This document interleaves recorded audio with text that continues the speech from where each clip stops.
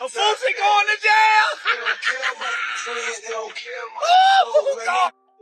Oh, God is good. I keep telling y'all, street got no God. God do not look after street. Boosie really thought he wasn't going to jail with that pistol. I knew he was going. I said, well, wait. A lot of things this case has stopped me from doing, traveling all across the world, making. So I just want to get it over with, and, you know, accept my guilty plea. I'm ready to get over with. Anything you want to say to your fans?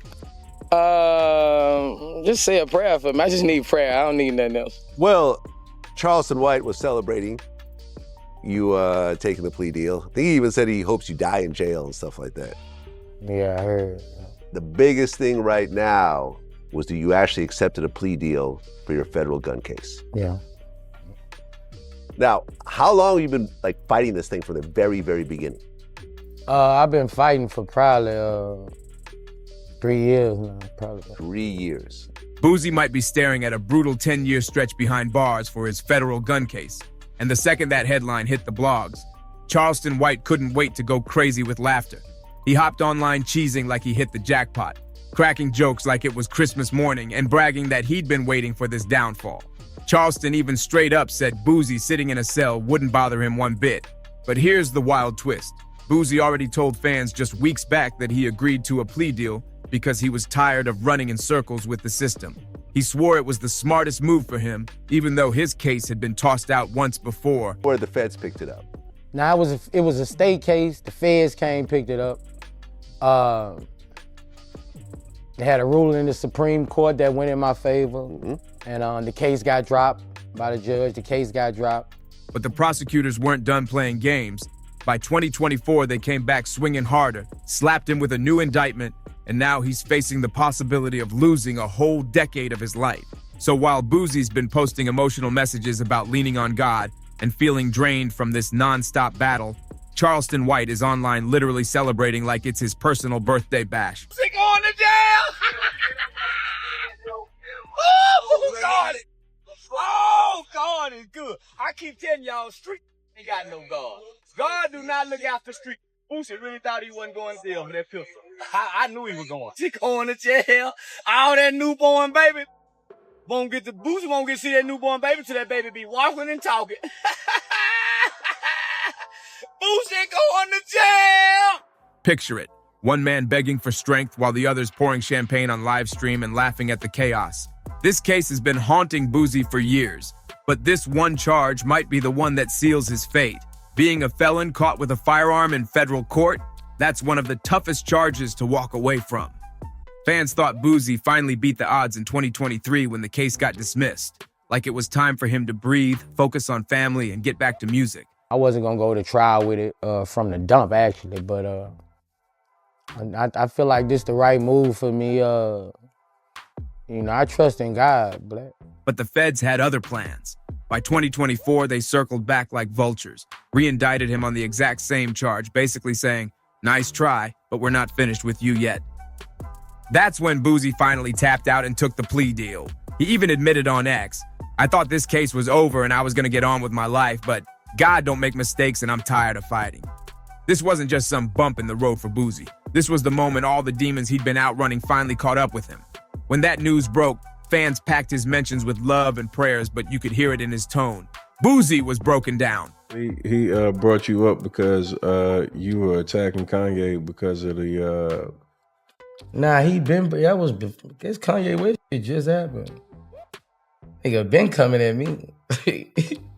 He been coming at me. It's just, I can't respond to those people, bro. Like, that's a danger to what I got going on. You can't take no risk of losing this shit behind, This wasn't the wild Boozy who used to clap back at trolls for sport. This was a man sounding heavy, worn out, carrying years of scars on his back.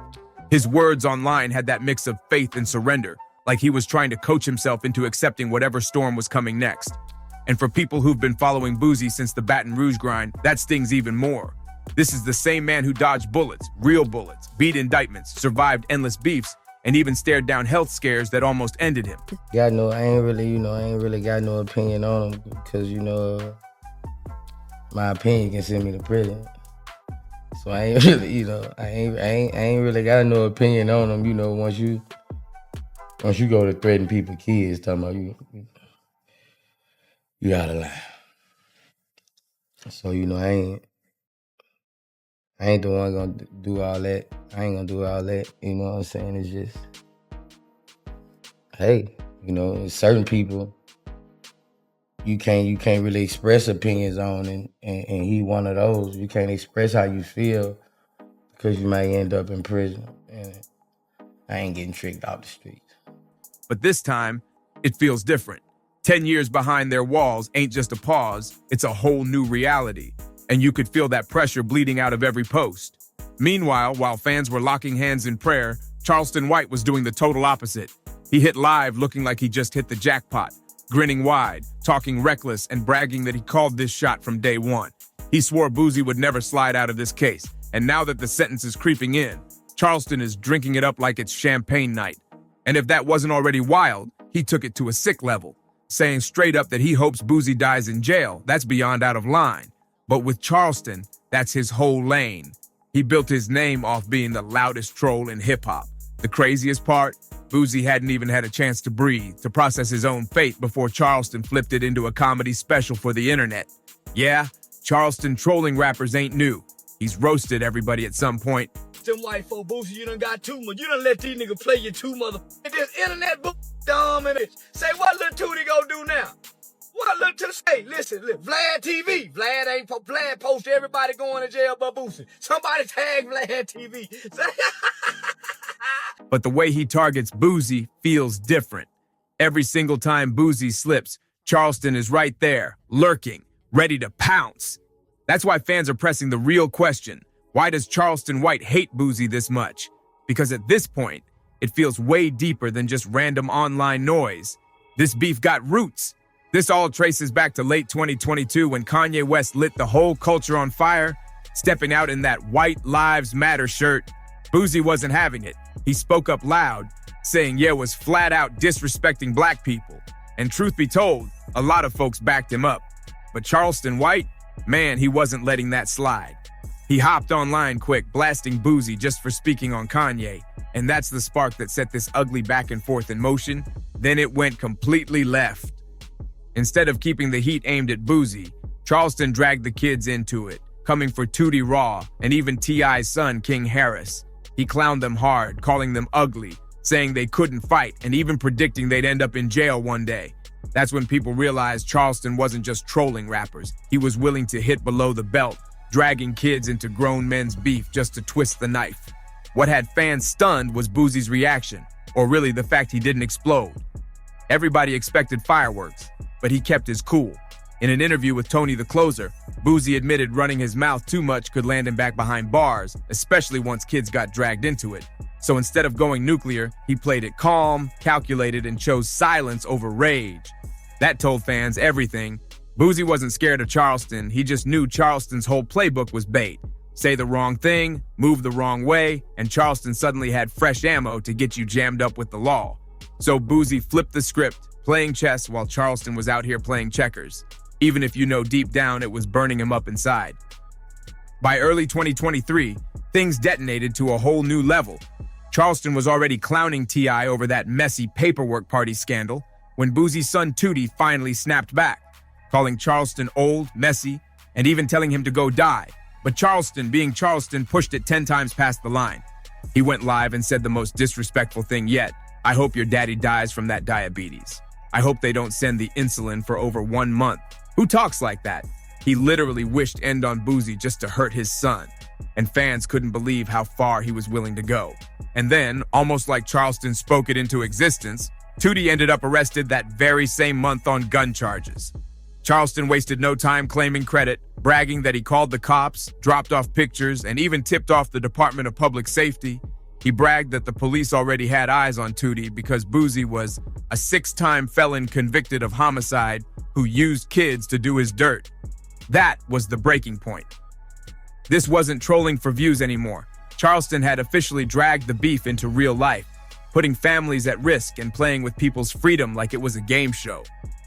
Not even 3 months later, Boozy himself got arrested again in San Diego, right after walking out of a court hearing And Charleston, he couldn't wait to clown. He hopped on Instagram Live talking like a fake preacher, calling it God's plan, and even compared Boozy to Daniel in the lion's den, saying prison was some divine test chosen just for him. Imagine twisting another man's downfall into a sermon. That's exactly how Charleston spun it, turning Boozy's pain into his own vision of holy punishment. Fans didn't know whether to laugh or throw up. Was Charleston serious or just trolling at the highest level? Either way, it was flat out disrespectful. Months later, Boozy finally spoke on Interview. He admitted he didn't even want to interview Charleston because of the nasty things said about Tootie, and once again, Boozy stressed, it ain't about fear, it's about freedom.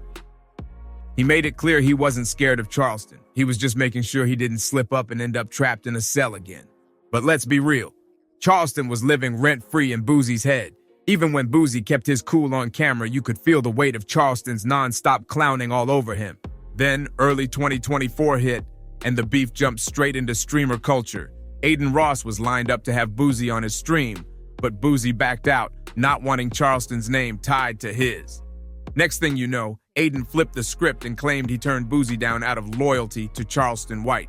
That messy little twist went viral, until he stepped in and dragged Aiden for siding with a man who once praised Hitler and denied the Holocaust. Him reminded everybody just how dangerous it is to chase clout when Charleston White's name is attached. That whole mess showed just how far Charleston's shadow stretched. His name became digital currency.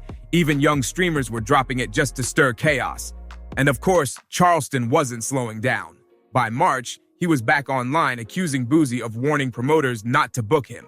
Instead of letting it roll off, Charleston flipped it into another rant, bragging that he'd already reached out to the feds and was ready to get Boozy locked up again over so-called threats. Then he made it even nastier, dragging Boozy's health into the mix just to twist the knife. He ranted nonstop, swearing he was going to jam Boozy up through the FBI. And just like always, he had no proof, no receipts. But the way he barked it so loud made people start believing it anyway. Boozy even admitted he's been getting calls from dudes behind bars clowning him, saying, "When are you coming to join us?" Imagine being Boozy, already weighed down with the thought of a decade in federal prison, then hearing guys inside already laughing about your arrival before you even touch the yard. That's humiliation stacked on stress, and Charleston knows exactly how to press that button. And here's another layer. Boozy didn't even want to risk a trial. He went straight to the plea deal.